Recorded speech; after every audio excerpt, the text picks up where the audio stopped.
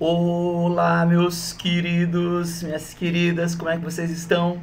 Muito bom ver vocês aqui. Aliás, é muito bom que vocês me vejam, né?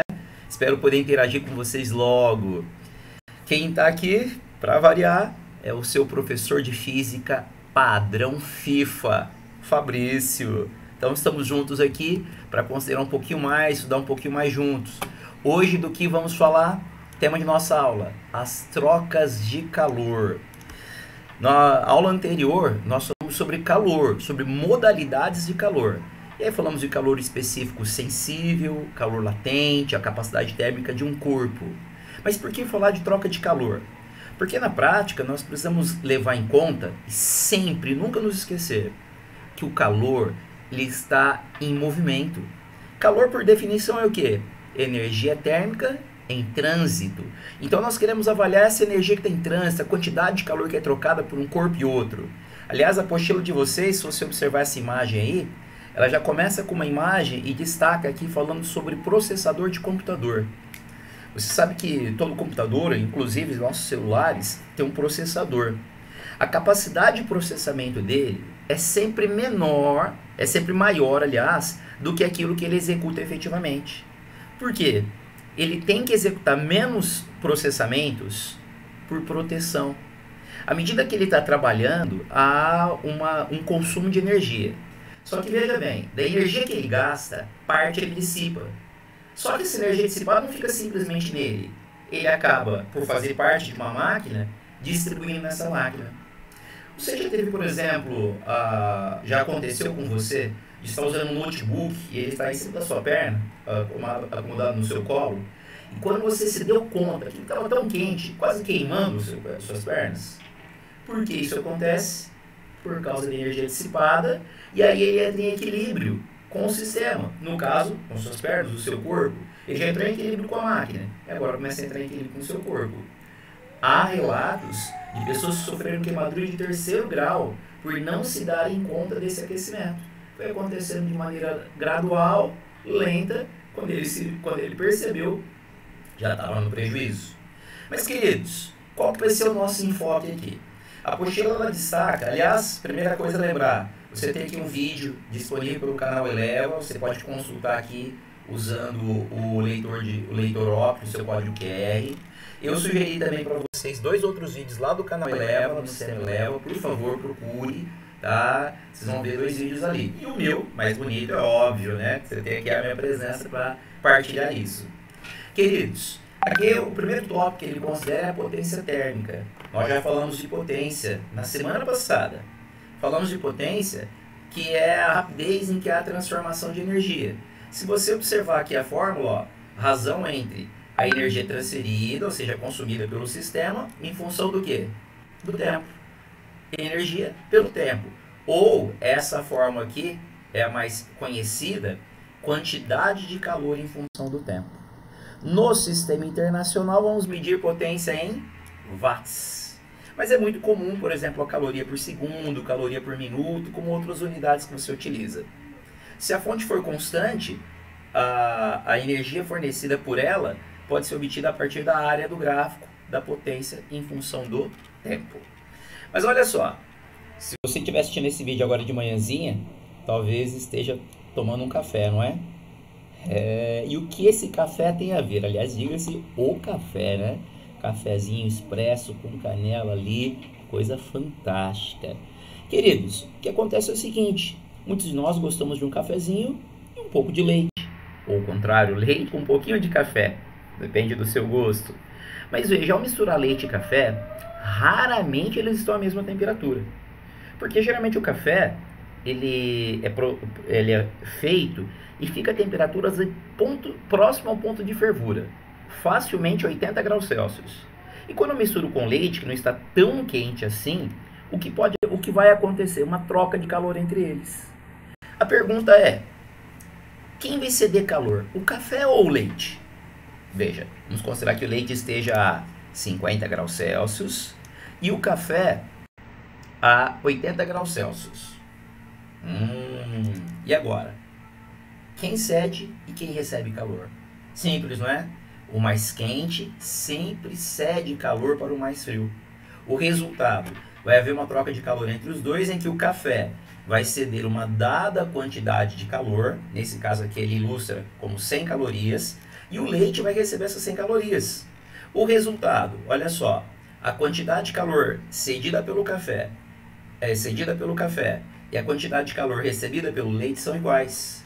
Nós podemos usar uma expressão de maneira simples, que é a quantidade de calor cedida mais a quantidade de calor recebida igual a zero.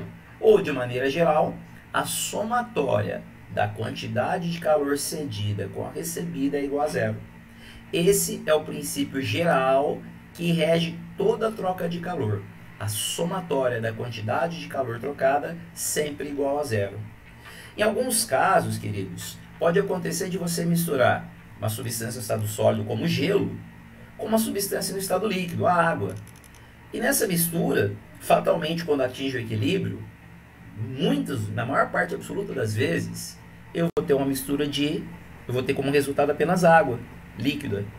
Nesse caso, nessa somatória de calor, eu preciso levar em conta que houve uma mudança de estado físico. Mas isso eu consigo prever aqui, ó, dentro desse princípio. A quantidade de calor cedida mais a quantidade de calor recebida igual a zero. Nós vamos ver alguns exercícios, vamos desenvolver alguns problemas em que você vai conseguir avaliar como isso acontece. Agora, óbvio, para finalizar, 2 pontinhos rápidos. Essas trocas de calor vão ocorrer dentro de algum lugar. Por exemplo, o exemplo que ele cita ali do gelo, misturando com água, você pode pôr dentro de uma garrafa térmica. Você pode pensar nesse recipiente em que ocorrem as trocas de calor e chamá-lo de calorímetro. Há 2 condições para o calorímetro. Ele pode interferir nas trocas de calor, ou seja, ele pode ganhar calor também, ou permitir que haja troca de calor com o meio, ou ele pode ser um calorímetro ideal. Quando ele é ideal, a capacidade térmica dele é zero, desprezível, e ele não interfere nas trocas. Apenas os corpos ali colocados vão interferir nessa troca. Como exemplo aqui, olha, tem gelo e água. No calorímetro ideal, apenas o gelo e a água trocam calor, enquanto as paredes do calorímetro, elas são perfeitamente isolantes. Elas não participam na troca. Queridos, se você parar para avaliar, nós finalizamos essa aula aqui falando sobre a curva de aquecimento. O que é a curva de aquecimento? É quando você pega ou o gelo ou a água, uma dessas 2 substâncias, e avalia como ela se comporta à medida em que ela está ganhando ou perdendo calor. Esse modelo é a chamada curva de aquecimento que você vê aqui nesse item, nessa imagem. Veja só, eu tenho uma substância, gelo, a qual temperatura? Menos 20 graus Celsius. E aí eu começo a fornecer calor para essa substância. Perceba que, à medida que eu vou fornecendo calor, ó, vai aumentando de A até B, a temperatura vai aumentando. Só que perceba que a temperatura do gelo só aumenta até zero. Por quê? Porque a 0 graus Celsius o gelo se funde. O gelo passa do estado sólido para o estado líquido. Então, durante o intervalo em que ele está recebendo calor e se fundindo, a temperatura não muda. Quando eu chego em C, a fusão se completou. Agora eu tenho aquela porção anterior de gelo completamente na fase líquida. Se eu continuar no processo tão contínuo, fornecendo calor, agora essa água, não era mais gelo, ela começa a aquecer. Veja, ela vai aquecer e a água aquece até quanto? A pressão normal de 1 atm até 100 graus Celsius. Por quê? A 100 graus Celsius inicia-se o processo de vaporização. Então, essa água muda novamente de estado físico. O que é vaporização mesmo? Isso, do líquido para o gasoso. Então ela muda novamente de estado físico. E nesse intervalo, ó, de D até E, ele mantém a temperatura constante, porque todo o calor que ele recebe é usado na forma de calor latente, para mudar o estado físico. Aqui, quando ele chega a E, a vaporização se completou. Toda a energia que foi fornecida foi usada unicamente para mudar de fase. A partir daí, a água no estado gasoso, o vapor da água, continua sendo aquecida agora ele já é um vapor. Todo o calor fornecido vai ser usado para aquecer. Esse diagrama, que você percebe uma escadinha, é a curva de aquecimento. Sólido, aqueceu. Fundiu. Líquido, aqueceu. Vaporizou. Gasoso, vai aquecer. Se você pegasse a curva de resfriamento, ela seria a mesma ideia, mas sentido contrário. É como se você estivesse voltando, ó. Vai resfriando o gasoso, aí ele vai se liquefazer ou condensar. Condensou completamente, eu vou resfriando o líquido, aí ele vai solidificar. Solidificou? Aí eu vou resfriando o sólido até a temperatura desejada. Essa é a lógica, curva de aquecimento. Nesse item, então, aqui nós falamos ponto alto.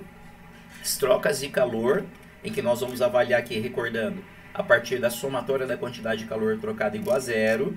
Lembrando que um corpo troca calor dentro de um calorímetro, que pode ser ideal, que é o ideal em exercícios, não vai participar da troca, e consegue manter o isolamento perfeito, ou real, nesse caso ele vai lhe dar a capacidade térmica dele, e você calcula a quantidade de calor a partir da capacidade térmica, e analisamos aqui o comportamento de um diagrama que associa a quantidade de calor à temperatura, e me dá a curva de aquecimento, crescente, quando é aquecimento, decrescente, quando for uma curva de resfriamento. Queridos, você tem um exercício, 3 exercícios aqui, modelos resolvidos, e aí, sugestão para vocês, desenvolvimento dos exercícios conceituais. Nos vemos em breve. Grande abraço, foi um prazer estar com vocês. Não se esqueça, física, padrão FIFA, é com o Fabrício. Aquele abraço, partiu!